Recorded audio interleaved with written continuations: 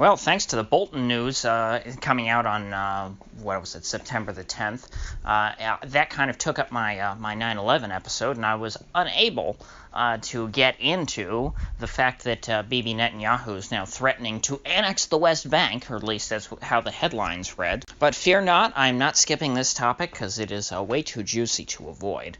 Now, even though when the press conference was announced, that he would be holding some sort of event to announce that he's going to annex the West Bank if reelected.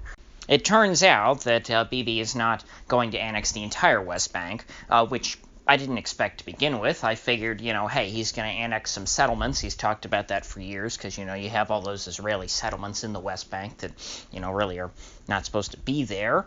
As far as, the normal rules of war go, when you capture enemy territory, you're not supposed to settle your people there. That's kind of considered rather uncouth. But hey, the Israelis have done it, so what are we going to do about it? But interestingly enough, Bibi is not interested in annexing the West Bank settlements as of right now. What he was discussing annexing was actually the Jordan River Valley.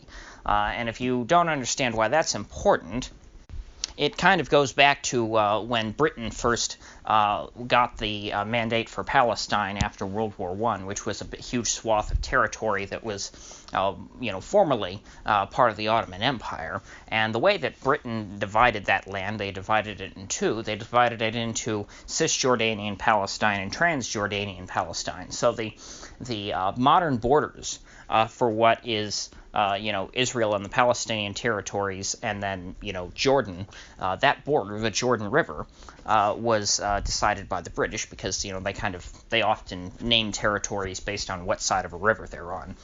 So by annexing the Jordan River Valley, Netanyahu will secure control of the border with Jordan, ensuring that the Palestinians have no border with any other country.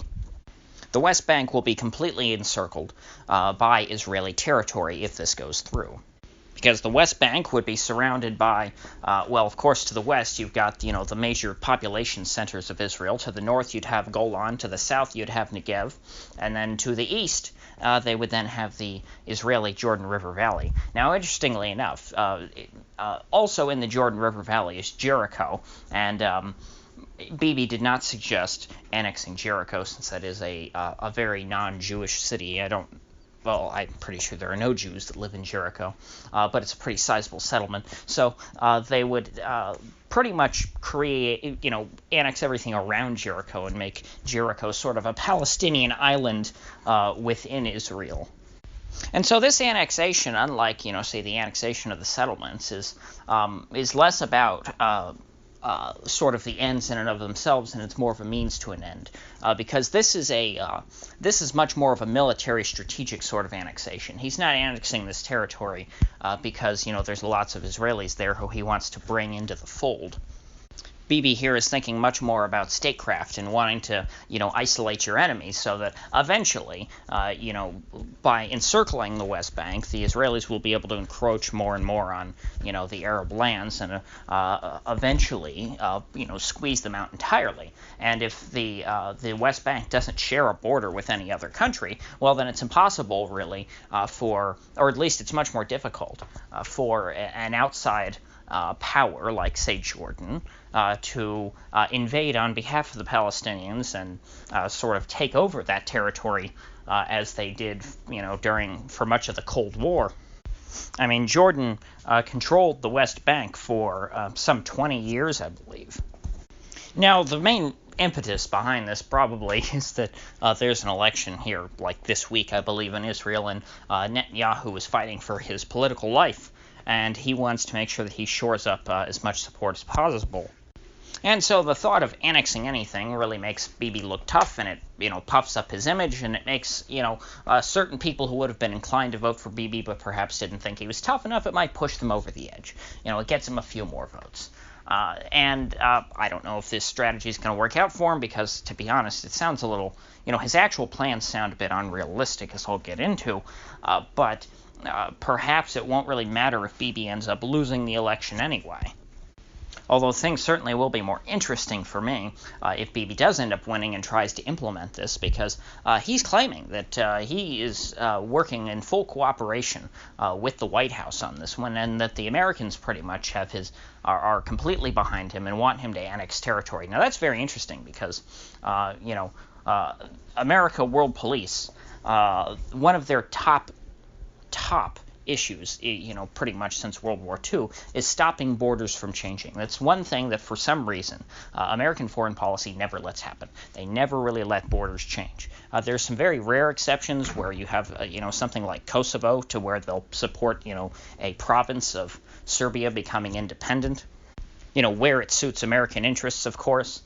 But it's very rare, and even if you go back to Madeleine Albright in the 90s, she said, "Oh my gosh, the worst possible thing that could ever happen would be the partition of Kosovo, between the Serbs and the Albanians. We could never let that happen, because there really is. I think it stems back to the American Civil War. There is this very, very strong aversion to changing borders, to independence movements."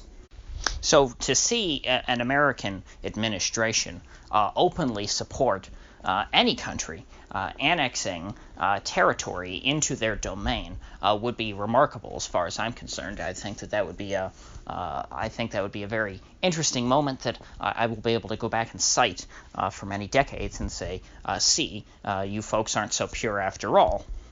But of course, at the end of the day, statists are never particularly consistent, and they can always find some kind of newspeak, doublespeak type of reasoning to support whatever action it is that they decide to take. And so, even though on the surface what Bibi's doing here looks no different to me than what Putin did in Crimea, actually, you could make the case that what Putin did in Crimea was far